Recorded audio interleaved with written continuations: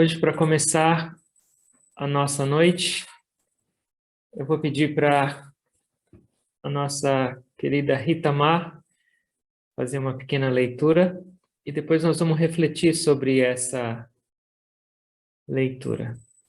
Boa noite, Rita Mar.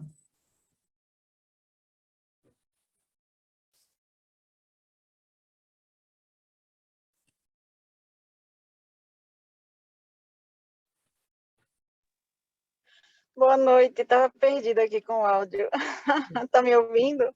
Olha, até online usando máscara, isso que é exemplo, viu? É que eu estou no carro, eu saí do consultório, agora estou indo para casa, estava Hum, atendendo. Obrigado pela sua presença. Eu que agradeço. Pode começar? Jesus continuou. Um homem tinha 2 filhos. O mais novo disse ao seu pai: Pai, quero a minha parte da herança. Assim, ele repartiu sua propriedade entre eles. Não muito tempo depois, o filho mais novo reuniu tudo o que tinha e foi para uma região distante. E lá, desperdiçou seus bens vivendo irresponsavelmente. Depois de ter gasto tudo, houve uma grande fome em toda aquela região e ele começou a passar necessidade. Por isso, foi empregar-se com um dos cidadãos daquela região, que o mandou para o seu campo a fim de cuidar de porcos. Ele desejava encher o estômago com as vagens de alfarrobeira que os porcos comiam, mas ninguém lhe dava nada. Caindo em si, ele disse: Quantos empregados de meu pai têm comida de sobra e eu aqui morrendo de fome? Eu me porei a caminho e voltarei para meu pai e lhe direi: Pai, pequei contra o céu e contra ti. Não sou mais digno de ser chamado teu filho. Trata-me como um dos teus empregados. A seguir, levantou-se e foi para seu pai. Estando ainda longe, seu pai o viu e, cheio de compaixão, correu para o seu filho e o abraçou e beijou. O filho lhe disse: Pai, pequei contra o céu e contra ti. Não sou mais digno de ser chamado teu filho. Mas o pai disse aos seus servos: Depressa, tragam a melhor roupa e vistam nele. Coloquem um anel em seu dedo e calçados em seus pés. Tragam um novilho gordo e matem-no. Vamos fazer uma festa e comemorar. Pois este meu filho estava morto e voltou à vida. Estava perdido e foi achado. E começaram a festejar. Enquanto isso, o filho mais velho estava no campo. Quando se aproximou de casa, ouviu a música e a dança. Então, chamou um dos servos e perguntou-lhe o que estava acontecendo. Este lhe respondeu: Seu irmão voltou, e seu pai matou o novilho gordo, porque o recebeu de volta são e salvo. O filho mais velho encheu-se de ira e não quis entrar. Então, seu pai saiu e insistiu com ele. Mas ele respondeu ao seu pai: Olha, todos esses anos tenho trabalhado como escravo ao teu serviço e nunca desobedeci às tuas ordens. Mas tu me deste nem um cabrito para eu festejar com os meus amigos. Mas quando volta para casa esse seu filho, que esbanjou os teus bens com as prostitutas, matas o novilho gordo para ele? Disse o pai: Meu filho, você está sempre comigo, e tudo que eu tenho é seu. Mas nós tínhamos que comemorar e alegrar-nos, porque este seu irmão estava morto e voltou à vida. Estava perdido e foi achado. Lucas, capítulo 15, versículos de 11 a 32.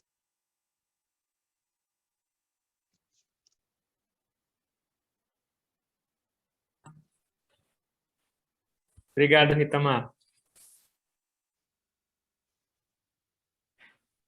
Por nada, eu que agradeço.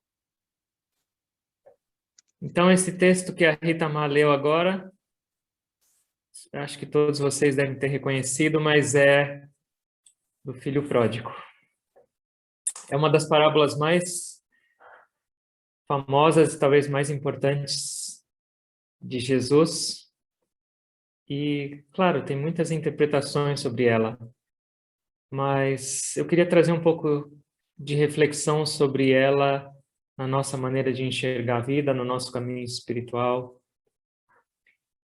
Então ela começa com o filho chegando para o pai e pedindo a parte dele da herança, porque ele queria sair para o mundo. Será que nós também saímos para o mundo? Será que a gente pediu nossa herança e saiu para explorar? Eu estava pensando, e nas escrituras védicas, nas escrituras antigas, é dito que no começo Deus estava só e ele desejou ser muitos. Então, com esse desejo de se tornar muitos, ele começou a criação. E o que é a criação? Ele próprio fez a criação e ele permeou toda a criação. Então, cada partícula dessa criação é permeada pelo divino, como se fosse um pedacinho do divino em cada uma dessa parte da criação. E em cada uma dessa criação, esse desejo inicial do divino permeia toda a criação. E essa criação contém esse desejo latente de voltar para o Criador. Então, todos temos um desejo latente de regressar para o Criador. O que significa o filho chegar para o pai e falar, eu quero a minha parte. Eu quero a minha herança. Deus, nesse jogo divino, se tornou muitos. Então agora tem o pai, o Criador, e o filho, que é a criação. E qual é a herança desse filho que ele pediu, porque ele queria sair para o mundo? É a própria presença divina. É a própria manifestação de Deus na criação. Então, o filho, que agora é separado do pai, entre aspas, porque o Criador e a criação são todas iguais. Mas agora, aparentemente, existe uma separação. O pai, o Criador, e o filho, a criação. E a herança dele é a própria presença do pai, de Deus, dentro dele. E ele saiu porque ele tinha o desejo de conhecer e de explorar. Todos nós temos esse desejo latente de buscar algo, de conquistar algo, de construir algo, de possuir algo. Mas o que os mestres falam, como eu disse para vocês, esse desejo é um desejo em comum para todos, latente, de reencontrar Deus. Tudo que a gente faz, de pensamento, palavra e ação nessa vida, só tem um propósito. Mesmo que a gente não perceba, é voltar para Deus. Então, esse filho, com essa herança, saiu em busca do desejo dele. Só que o desejo dele foi canalizado para o mundo. Ele gastou dinheiro com diversão, com meretrizes, com jogos. E o que aconteceu? Acabou o dinheiro dele. Acabou a herança. Essa nossa herança da presença divina em nós é extremamente preciosa. É a nossa maior riqueza. Mas será que a gente faz bom uso dela? Ou será que, como esse filho pródigo, a gente também gasta ela não sempre da melhor maneira? Com extroversão, com desejos, buscando essa felicidade ou buscando nossas metas sempre para fora. E com isso, não é que a nossa herança acaba, porque a presença de Deus nunca acaba dentro de nós. Mas a nossa percepção da nossa herança vai se esvaindo.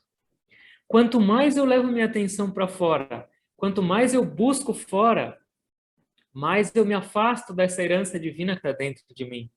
E eu me sinto pobre. E eu me sinto vazio. Eu me sinto com fome. Nessa parábola, depois que o filho gastou tudo, veio a fome naquela região. E ele sentiu uma necessidade e foi arrumar um emprego. E aí, onde ele arrumou um emprego? Num fazendeiro. que cuidava de porcos e colocou ele para cuidar dos porcos. Os porcos estavam comendo o resto de comida, lavagem e rolando na lama. E esse filho pródigo estava com tanta necessidade, com um vazio tão grande na barriga dele, que ele invejou até os porcos, porque ele não podia comer nem a lavagem. Nem isso era permitido para ele. Quanto mais uma pessoa vai para fora e coloca sua energia toda para fora, imaginando que lá a felicidade dela, num objeto, numa pessoa, numa posse,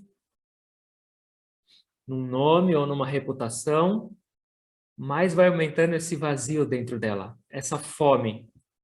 Então, do mesmo jeito que o filho pródigo sentiu uma fome terrível, as pessoas, incluindo nós, que buscamos somente contentamento fora, no mundo, na matéria, a nossa fome também aumenta muito.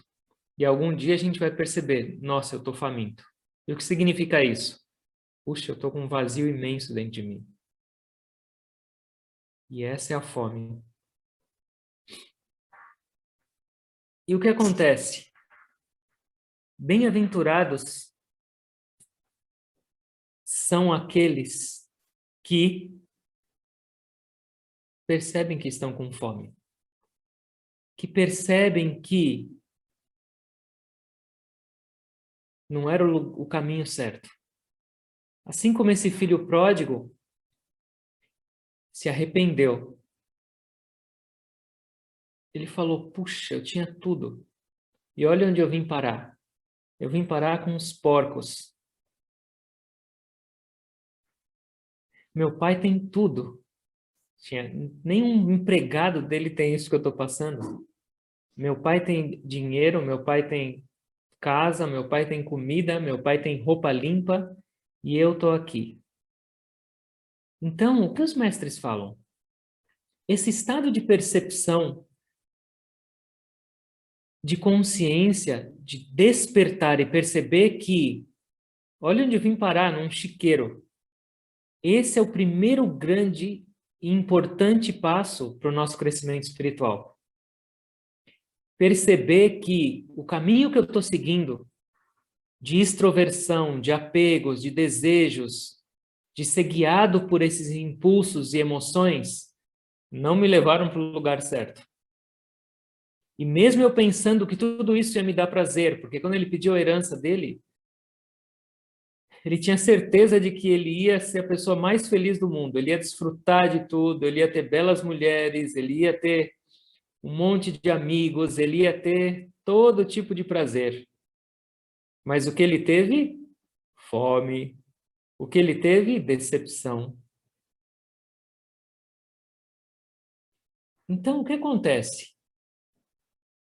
Esse momento de percepção dele, de arrependimento, foi um grande momento na vida dele. E é um grande momento nas nossas vidas também. Por quê? Porque a maioria das pessoas vivem como os nossos amigos suínos dentro do chiqueiro. Nesse caso que eu estou falando para vocês. Esses porquinhos que vivem lá, eles estavam todos felizes, comendo resto de comida, rolando na lama. E por que isso é parecido com a maioria das pessoas no mundo? Porque a maioria das pessoas no mundo estão se alimentando com o resto de felicidade. A felicidade só tem uma fonte. E essa fonte é Deus. É o único lugar onde a felicidade brota e flui. E nos objetos, nos relacionamentos, na nossa vida, no dinheiro, nas posses, existe um resquício dessa felicidade. É o resto dela. E essas pessoas, a maioria delas, e muitas vezes a gente, se alimenta só desse resto. Eu imagino que a felicidade está no objeto, eu esqueço de Deus. Eu imagino que a felicidade está no meu marido, na minha mulher, ou na minha cor de roupa e eu esqueço da fonte da felicidade. Eu imagino que a felicidade está nos meus banquetes e eu esqueço da fonte da felicidade. Então eu estou me alimentando de resto, como os nossos amigos porquinhos. E o que significa rolar na lama? Isso é a lama da ignorância, que suja a nossa visão e a nossa percepção. Quanto mais eu busco felicidade nos objetos e fora, eu estou cada vez mais enrolado nessa lama. Cada vez mais eu estou coberto por uma camada de desejo, de ignorância, que me faz pensar que eu estou feliz, dentro do chiqueiro e comendo o resto. Por isso que, quando ele percebeu tudo isso, mesmo com sofrimento, foi um grande momento de transição. Vocês já devem ter escutado falar que o primeiro capítulo da Bhagavad Gita chama a Yoga da Depressão. São 18 capítulos. E o primeiro capítulo chama Yoga da Depressão. E aí a pergunta é, quando que yoga pode ser uma depressão? Depressão pode ser uma coisa boa? E os mestres falam sim. Depressão ou desânimo ou, de repente, uma percepção, uma frustração. Os mestres falam que uma pessoa que está buscando espiritualidade ou uma pessoa que está querendo encontrar o caminho, essa decepção ou essa depressão, ela é positiva, porque ela te mostra claramente e fala assim, filho, filha, não é esse o caminho. Se você realmente quer a felicidade, se você realmente quer paz e alegria, não é esse o caminho da extroversão, não é esse o caminho do desfrute e só dos desejos do mundo. Isso faz parte, mas se você colocar todas as suas expectativas aí, você não vai sair do chiqueirinho. Então, por isso que eles falam yoga da depressão. Arjuna, que é o guerreiro da Bhagavad Gita, ele ficou numa depressão terrível quando ele viu que ele tinha que acabar com os familiares dele numa batalha. E nesse momento de depressão, onde ele não sabia o que fazer, começaram os ensinamentos sagrados do Sr. Krishna para ele. E o último capítulo é chamado Yoga da Realização, da Iluminação. Se ele não tivesse passado por essa yoga da depressão, se ele não tivesse tido a clareza da realidade da vida, ele jamais estaria pronto para receber os ensinamentos de Krishna para chegar na realização. Então, esse nosso amigo pródigo teve que passar por tudo isso, pelos prazeres, pelo desfrute, pela perda da herança, e morar com os porquinhos para olhar e falar assim, olha onde eu fui parar. Certamente não é aqui. E aí ele lembra de quem? Do pai. Meu pai tinha tudo. Eu tinha tudo. E olha onde eu vim parar. Que ignorância. E esse é o nosso despertar do caminho. Esse é o nosso despertar que existe algo mais grandioso na vida e eu me esqueci.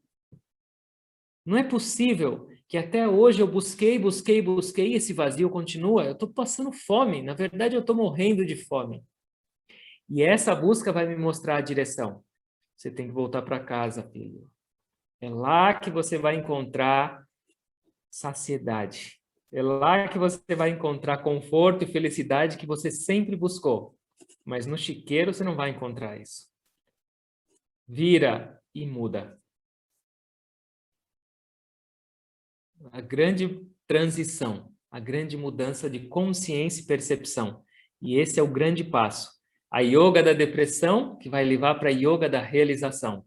Todos nós estamos nessa jornada. E quem é esse fazendeiro que, miserável, nem mesmo a lavagem ele quis dar para esse filho pródigo? Esse fazendeiro não é uma pessoa nas nossas vidas, mas esse fazendeiro é o nosso ego. As pessoas que vivem sob a tirania do ego estão sempre vivendo como os nossos amiguinhos porquinhos dessa história. Estão sempre buscando, buscando, buscando. E se alimentando desses restos. E estão sempre tentando se sentir seguras com uma identidade que não é delas, de um corpo, de uma profissão. Estão sempre buscando segurança numa estabilidade financeira, num reconhecimento público, em fama, em nome, em aceitação. Todos nós temos isso. Mas aquelas pessoas que se deixam dominar somente por esses impulsos, por essas buscas de segurança externa, elas não conseguem nem sair do chiqueiro. E o que acontece? O ego é o filho mais velho da ignorância. Então, essas pessoas imaginam que estão bem, estão felizes. Então, esse fazendeiro que cercou os porquinhos não deixa nenhum deles sair.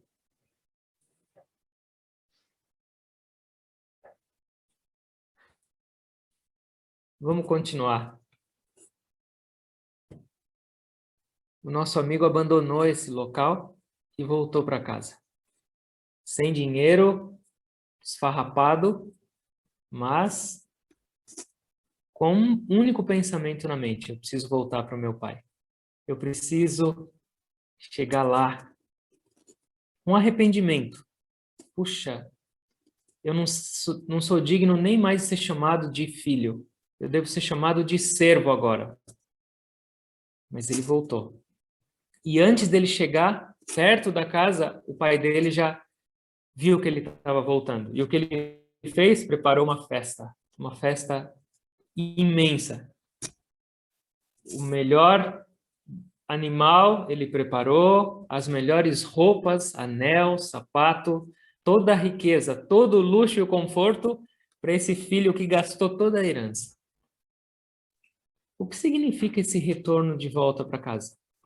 Depois que a gente enxergou a realidade do mundo, depois que a gente enxergou a futilidade de buscar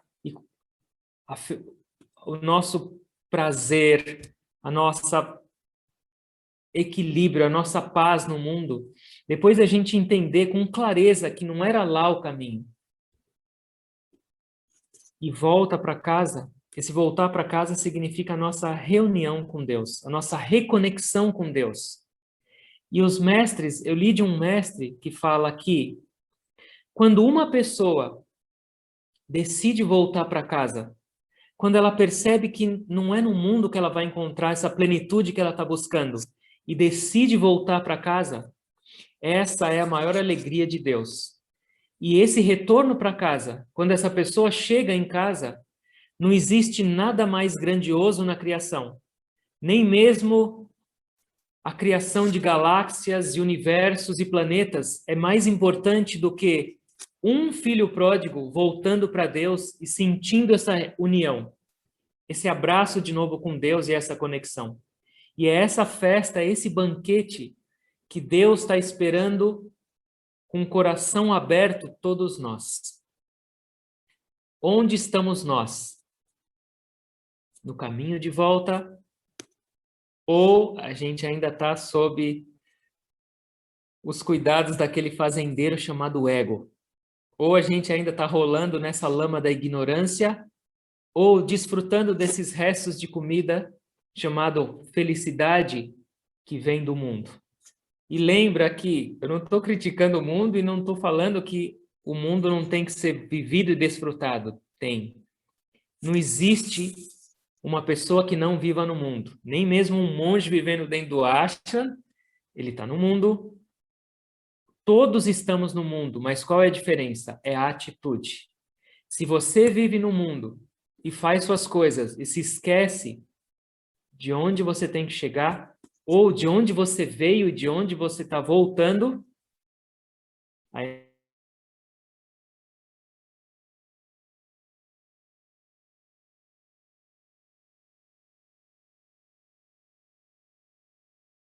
porque lá é realmente onde você vai encontrar a sua plenitude, é uma outra perspectiva. Certo? Dá para entender isso? Uma coisa interessante.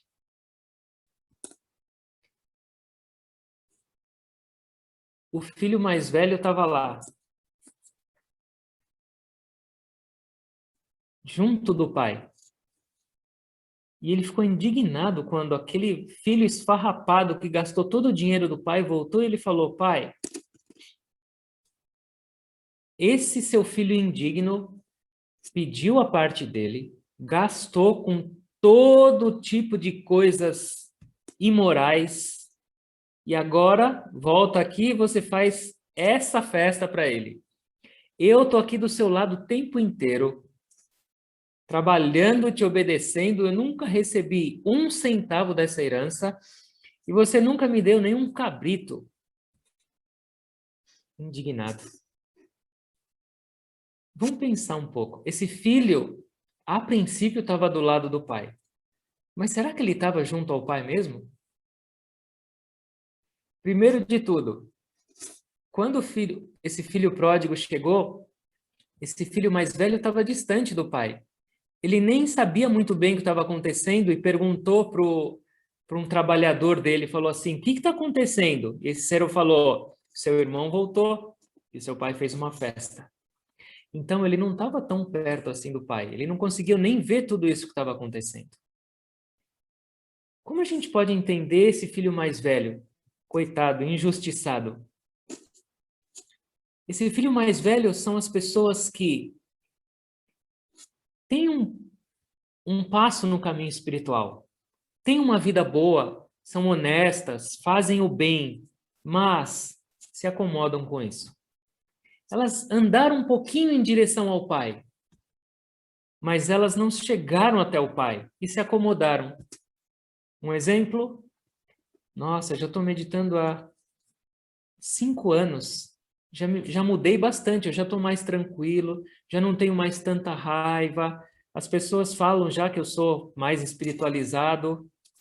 Tá bom aqui. Agora eu vou aproveitar um pouco da minha vida. Quando eu ficar mais velho, eu me dedico um pouco mais. Ou as pessoas falam, eu pago meus impostos, eu cuido bem da minha família, eu dou comida para os pobres, eu ajudo as pessoas, eu faço o bem, eu tenho uma vida ótima e plena. Tá bom assim. Mas será que tá bom? Será que é essa a nossa meta? Só fazer o bem? Só dar comida para os pobres? Só cuidar da sua família? Ou só pagar os seus impostos ou não passar no farol vermelho? Será que é isso a meta do seu existir? Será que com essas ações todas uma pessoa pode se sentir plena como ela deseja? E a resposta também é não. Ela está mais perto do Pai do que aquelas pessoas ou daqueles amigos nossos no chiqueiro. Mas ainda assim ela não está no Pai. Seu coração já está pleno de Deus? Provavelmente não. Então, todas essas coisas são positivas. Eu tenho que fazer tudo isso. Eu tenho que ajudar os pobres, eu tenho que cuidar da minha família, eu tenho que pagar impostos e eu tenho que parar no sinal vermelho. Mas eu não deveria parar por aí. Senão eu vou continuar sendo igual ao filho mais velho. Eu estou perto do pai, eu estou já na área da fazenda do meu pai. Mas ainda assim eu estou longe, eu não consigo nem perceber o que está acontecendo. E quando o filho mais novo voltou, se esse filho mais velho tivesse a consciência de que ele mora com o pai, ele tem a herança, ele tem tudo, nunca faltou nada para ele, por que ele ia ter inveja? Por que ele ia ficar com raiva? Porque ele ia ter todo esse ressentimento? Então significa que ele não estava pleno ainda. E isso é um recado para nós. E eu lembrei agora de um verso da Bhagavad Gita que é muito lindo e fala assim, é no capítulo 7. Dentre milhares de pessoas, raramente uma tenta cuidadosamente atingir a perfeição ou a realização. E dentre aquelas que se esforçam para alcançar, raramente uma me conhece em realidade. milhares de pessoas. Raramente uma tenta chegar de volta até Deus, até o Pai. Até mesmo essas pessoas estão fazendo bem, estão servindo e estão ajudando os outros. Não significa a plenitude ou o fim da nossa jornada. Tem mais para seguir. A maioria das pessoas, incluindo nós, não realiza o tamanho do nosso potencial humano ou o nosso potencial divino, que é quase infinito, e se acalma e se acomoda com esmola.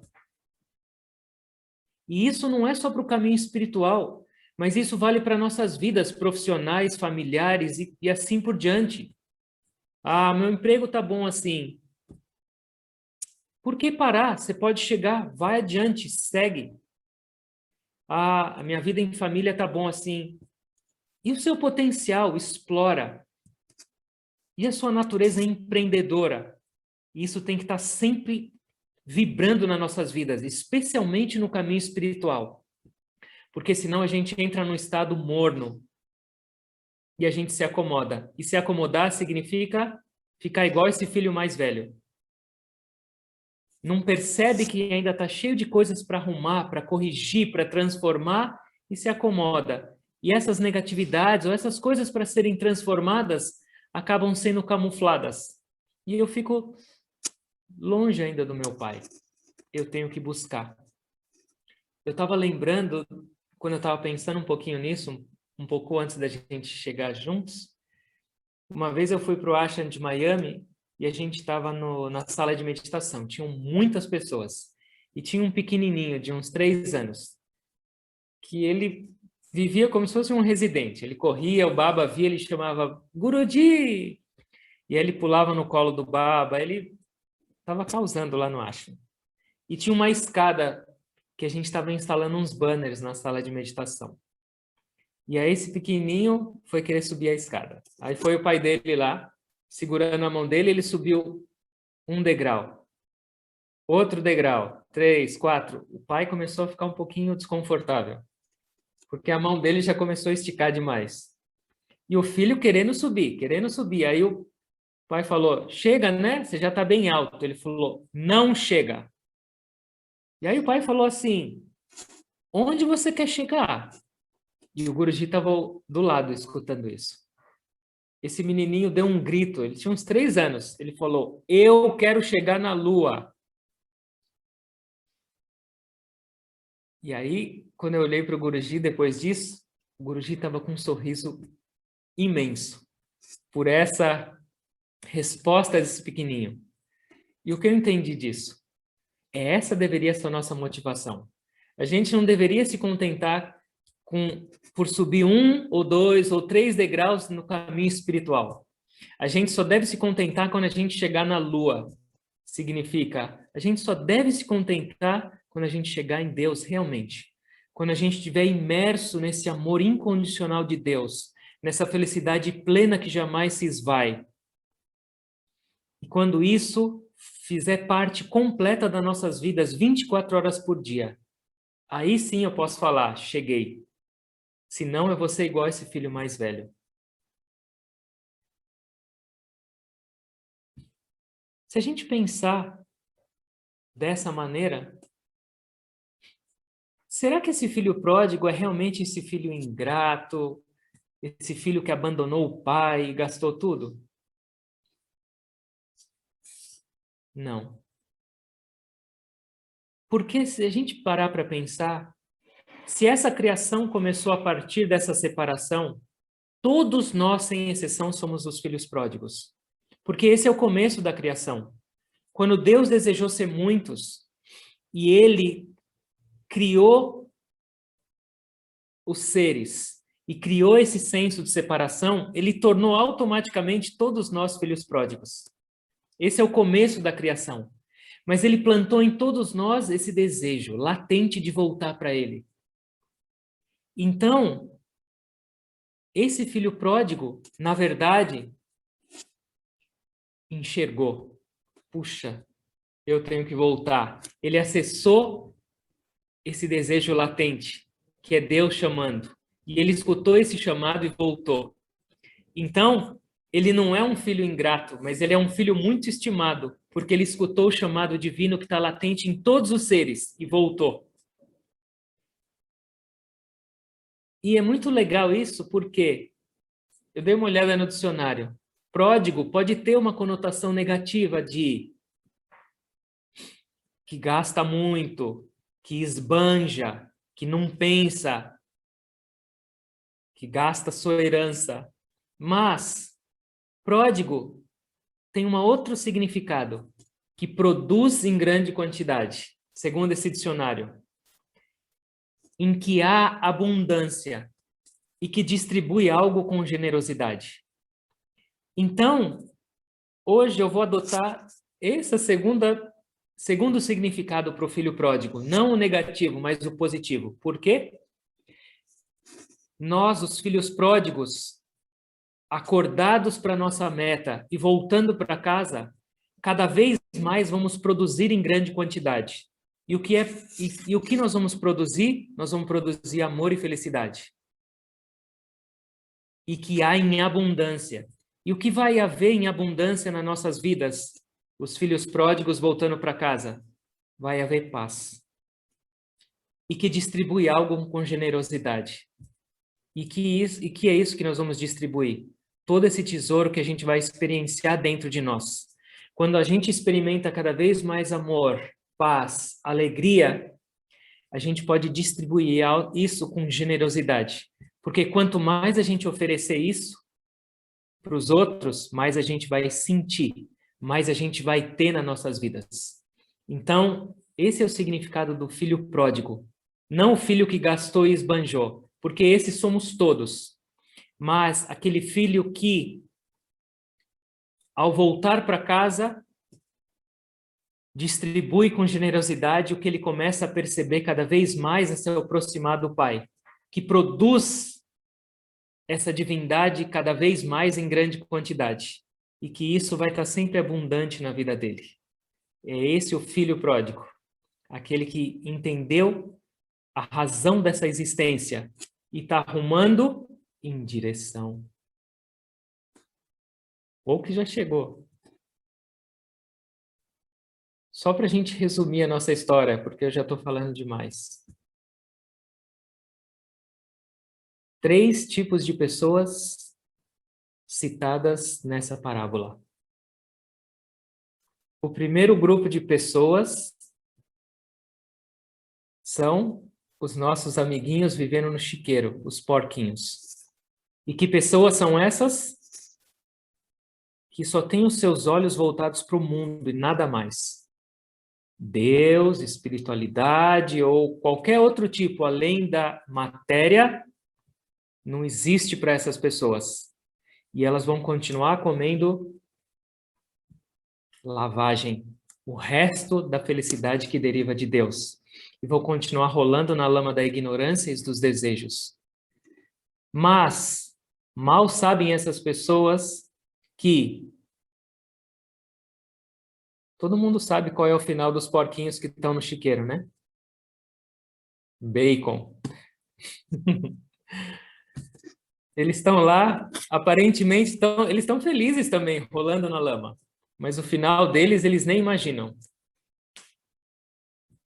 Uma pessoa que, por mais certa que ela esteja, que ela está feliz no mundo, mesmo ignorando o divino, mesmo ignorando qualquer outro tipo de existência além da matéria, mais cedo ou mais tarde ela vai ter a experiência de sofrimento. Porque é impossível ela conseguir plenitude nos objetos, nas relações externas, a plenitude que ela busca. Então, o resultado final dessas pessoas que são comparadas nessa parábola com os porcos é sempre a tristeza e o sofrimento. E isso gradualmente vai trazer o despertar para elas de que elas precisam buscar algo maior. O outro tipo de pessoas é o irmão mais velho. Pessoas que acordaram de alguma maneira para algo maior do que simplesmente uma existência material. Mas não tem essa vibração, essa energia, esse vigor, esse dinamismo para seguir até o fim. ou que nem mesmo sabem o seu próprio potencial para explorar e se acomodam com um pouco, se contentam com um pouco. Lembra daquele menininho? E essa imagem tem que ficar na nossa cabeça. Eu quero chegar na Lua, eu não quero 1 ou 2 degraus. E isso também está cheio. Eu não tenho que me contentar somente ao ajudar a velhinha a atravessar a rua. Também não tenho que deixar a velhinha sem atravessar a rua, coitada. Mas não é essa só a minha meta. Ali vai trazer um pouquinho mais de alegria no meu coração. Mas eu tenho que buscar a plenitude. É isso que eu tenho que estar me perguntando o tempo inteiro. Minha meta está clara? Eu sei onde eu posso chegar e aonde eu estou. Eu estou explorando o meu potencial divino ou eu estou acomodado na minha vida? E eu vou perceber, pelo menos por mim eu estou falando, que muitas vezes eu estou acomodado. E a acomodação para uma pessoa que está querendo crescer é a morte. Eu tenho que colocar mais energia. Essa meta e essa minha certeza do meu potencial divino a ser explorado tem que estar vibrante na minha frente o tempo inteiro. E aí eu não vou parar. Até que eu encontre meu pai. Até que eu abrace meu pai e eu receba roupa, anel, comida, sapato, tudo do bom e do melhor. Quando eu chegar nessa experiência divina de conexão que os mestres têm, eu vou estar em abundância plena o tempo inteiro. Lembra que esse é o significado, um dos significados de pródigo. Aquele que agora tem abundância. Deus é a nossa abundância. Deus é a nossa felicidade. Deus é a nossa paz. Deus é nosso tudo. E é a única coisa que a gente está buscando em toda parte. A gente tem que voltar para dentro e perceber isso. Vamos trazer um pouquinho isso para os chakras. Essa história do filho pródigo também está aqui dentro de nós. No começo existia Deus, só o Deus sem forma. E ele desejou ser muitos. E a partir desse desejo, a criação tomou forma. Aqui nesses chakras inferiores, nesses 5, é a criação. E aqui é a casa do Pai, que a gente tem que voltar. Esse filho pródigo, como todos nós da criação, tivemos que vir para cá. Só que esse filho pródigo, depois de desfrutar de dinheiro, de sexo, de comida, de amigos, de intelectualidade ou de outras matérias, ele percebeu que se ele tiver só com a consciência nesses chakras inferiores, ele ainda está parecendo com aqueles porquinhos. Porque aqui existe a promessa de felicidade no dinheiro, no sexo e relacionamento, na comida ou no seu corpo, nas emoções e nos amigos, até mesmo em religiosidade ou intelectualidade.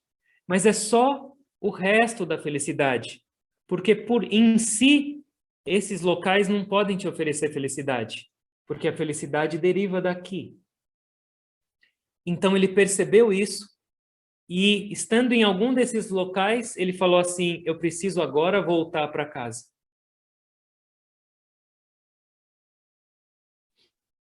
E quando ele chegou a partir daqui, o pai dele já viu ele. E ele começou a preparar a festa. Onde nós estamos e para onde nós estamos rumando a nossa vida? A gente, não importa onde a gente esteja, a gente tem que voltar para casa. E qual é o grande segredo disso? Voltar para casa não significa abandonar todos os seus chakras. Você tem que continuar trabalhando e ganhando dinheiro. Você tem que ter relacionamentos e cuidar da sua família. Você tem que se alimentar, cuidar do seu corpo e da sua saúde. Você tem que ter amigos. Você tem que ter religiosidade. Mas você tem que fazer tudo isso a partir da casa do Pai. Você tem que fazer tudo isso com a sua atenção aqui em cima e depois estabelecer uma nova relação com o mundo. Essa é a nossa volta. Deus criou no sentido descendente e agora a gente está subindo no sentido ascendente. Depende do nosso desejo. Depende da nossa vontade de explorar isso. Depende da nossa fé de que é possível para nós esta experiência de plenitude agora. Mesmo enquanto vivo no mundo, mesmo enquanto eu faço todas as minhas atividades, é possível. E pensa como nós, que estamos aqui juntos, somos afortunados. Nós já abrimos os olhos de alguma maneira para esse caminho e para o retorno na casa do Pai. Senão a gente não estaria aqui de segunda-feira à noite discutindo e trazendo inspiração para os outros. Nós estamos no caminho. Ou seja, a gente já saiu do chiqueiro.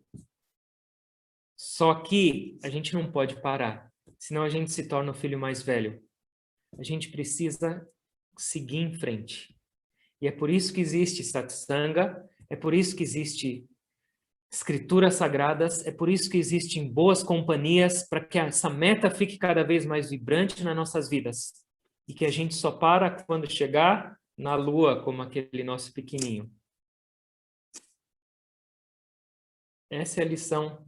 Pelo menos uma maneira de a gente interpretar ou de a gente entender essa parábola, que é extremamente linda e extremamente aplicável nas nossas vidas.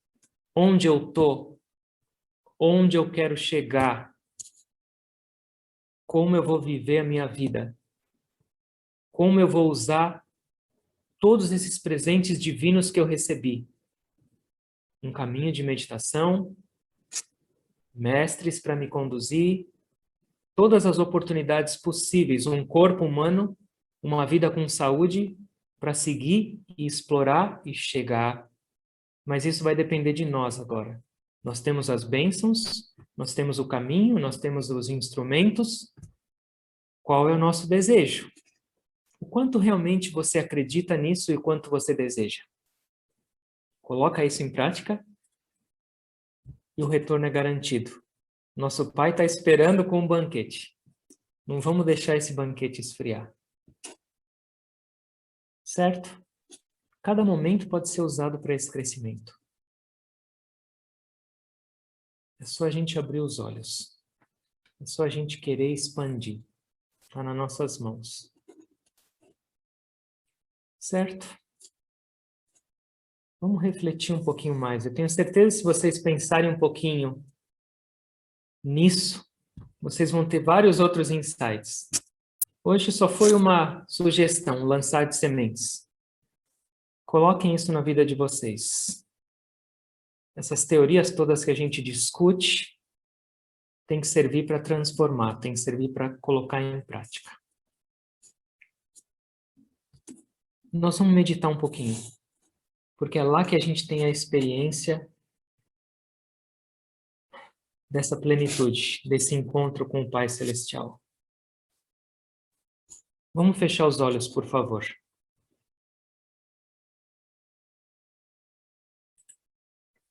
E nós vamos começar de uma maneira diferente. Prestem atenção na sua respiração, por favor.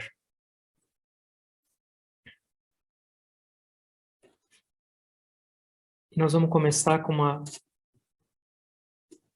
canção que tem conexão com essa nossa parábola de hoje. Escutem, reflitam e tentem trazer isso para a vida de vocês. Mas sem se esquecer da respiração. A gente já está em meditação.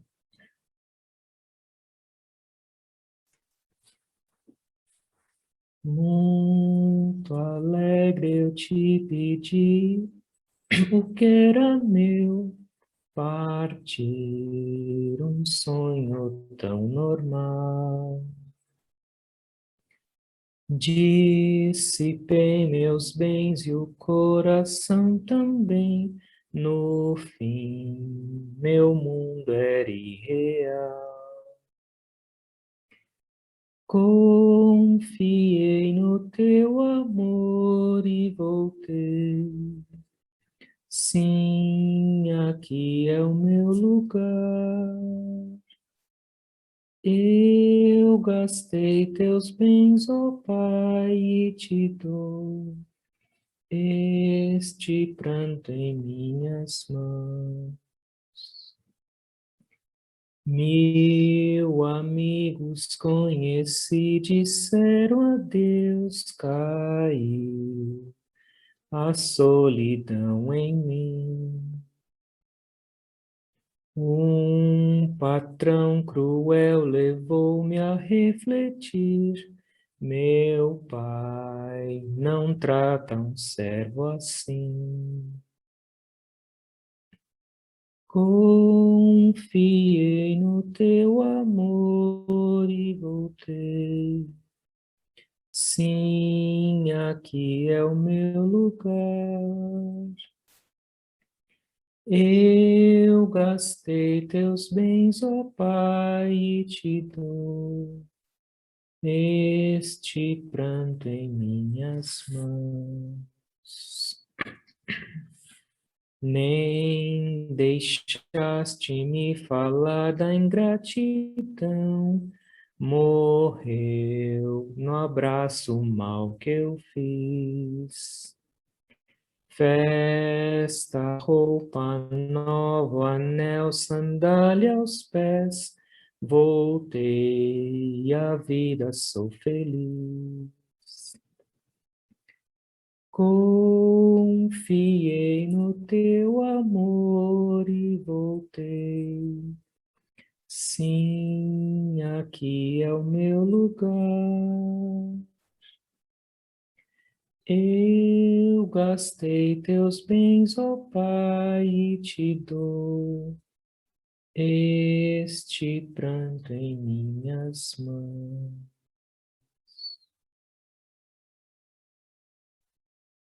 Concentrem-se.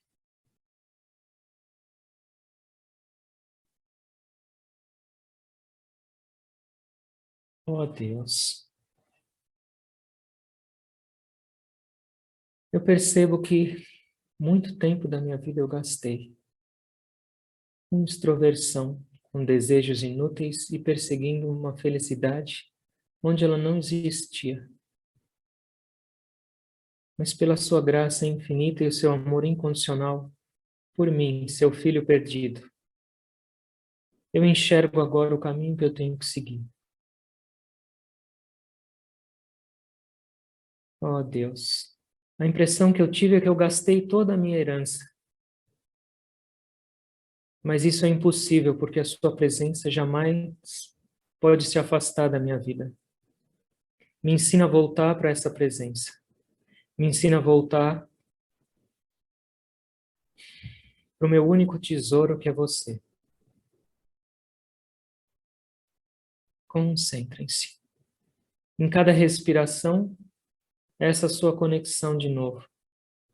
Essa sua volta para casa.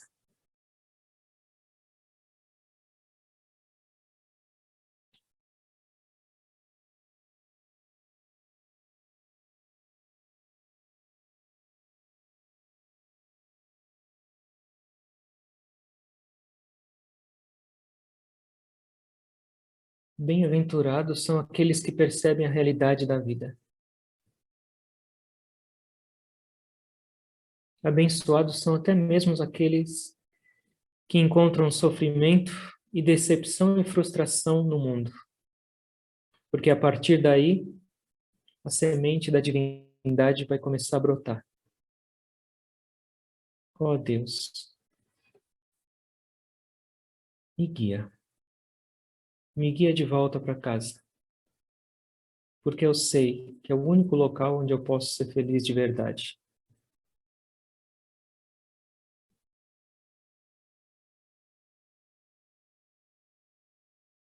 Por favor, inale lenta, longa e profundamente. Segure, curvem-se para frente. Com amor. Exale. Respiração normal e consciente.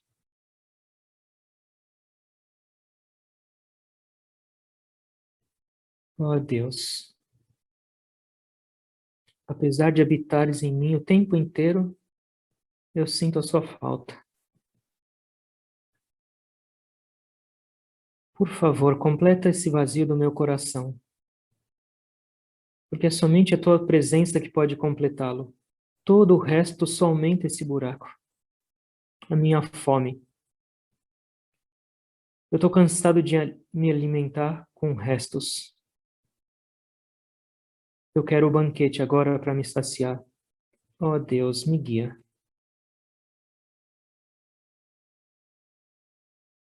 Me dá força, me dá coragem, me dá energia e vigor para perseguir essa meta, a razão dessa existência até o fim. Não me permita, ó Senhor, me contentar com nada menos do que isso.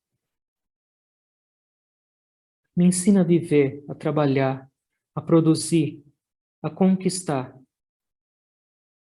a cuidar, a possuir, mas sem jamais me esquecer de Ti, da morada divina, que existe em mim, mas que eu esqueço. Curvem-se. Em cada respiração, olhem para o seu coração. Qual é a sua vontade de experienciar essa plenitude divina? Qual é a sua vontade de sentir esse mergulho no oceano de bem-aventurança infinito? Tudo está nas suas mãos. As bênçãos, o caminho, o meio para chegar. Nós temos que andar. Inale lenta, longa e profundamente. Segure, sentem-se. Exale. Respiração normal e consciente. Por mais insignificante que pareça o seu esforço no caminho espiritual, ele jamais é perdido. Você está cada vez mais perto da sua morada, do retorno à sua casa. Cada respiração.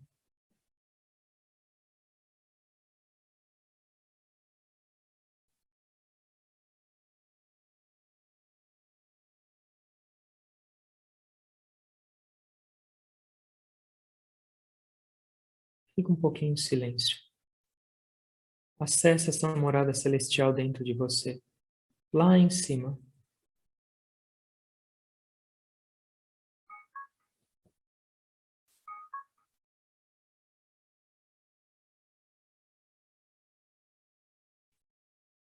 Sem esforço. É a sua verdadeira identidade.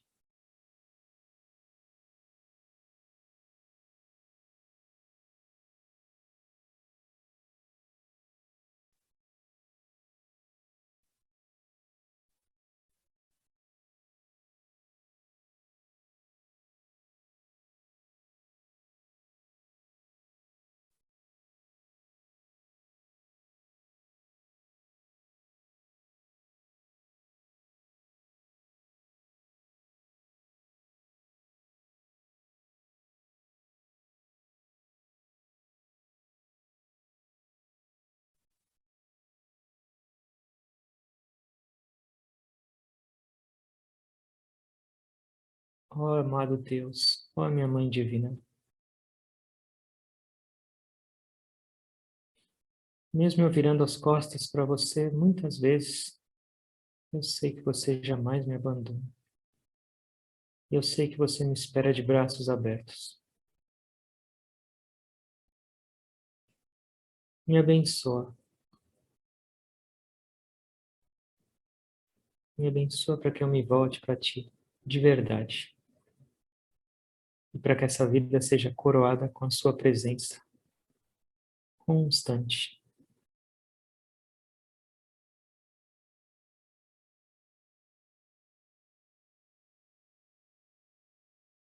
Me deixa viver com mais amor. Me deixa sentir Sua abundância divina. E com isso compartilhá-la em toda parte. Me deixa ser seu filho pródigo nesse sentido, ó Deus.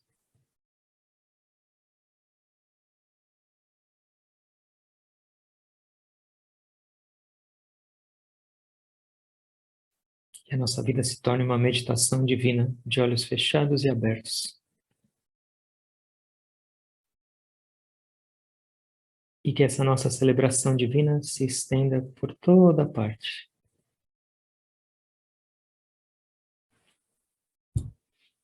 Eu agradeço a todos por essa oportunidade, por esse momento de inspiração que todos nós recebemos de Deus e dos mestres.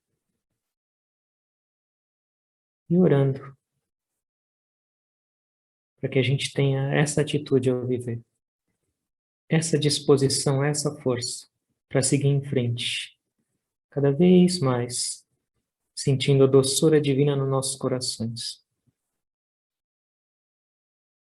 E tentando perceber essa presença de Deus em cada um de vocês, eu me inclino a todos com gratidão.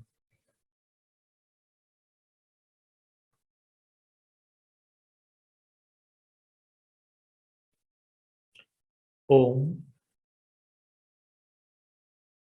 Amém.